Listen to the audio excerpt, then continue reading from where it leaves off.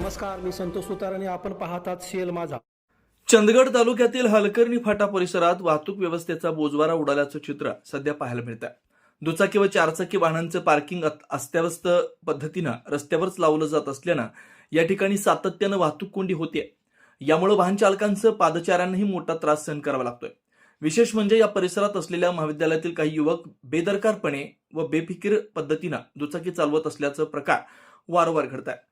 वेगमर्यादेचं उल्लंघन, अचानक कट मारणं, हॉर्नचा गैरवापर आणि थेट रस्त्यावरच थांबणं अशा प्रकारांमुळे अपघाताचा धोका वाढलाय. काही वेळा या युवकांकडून दंगा सदृश वर्तन दिसून येतं. स्थानिक नागरिकांनी तीव्र नाराजी व्यक्त करत पोलीस प्रशासनाला यासंबंधीची माहिती दिली होती. त्या अनुषंगाने आज चंदगड पोलीस ठाण्याचे पोलीस निरीक्षक विश्वास पाटील यांच्या मार्गदर्शनाखाली पोलीस कर्मचारी यांनी चोख बंदोबस्त ठेवत अस्ताव्यस्त पार्किंग केलेल्या काही वाहन चालकांच्यावर कारवाई केली, तर काहींना समज देऊन सोडून देण्यात आलं. हलकर्णी फाटा हा चंदगड तालुक्यातील महत्वाचा वाहतूक मार्ग असल्यानं इथं दिवसभर मोठ्या प्रमाणात वाहनांची वर्दळ. त्यात सध्या दौलत अथर्वाचा गळीत हंगाम सुरू असल्यानं ऊस वाहतूक करणाऱ्या वाहनांची रहदारी वाढली आहे.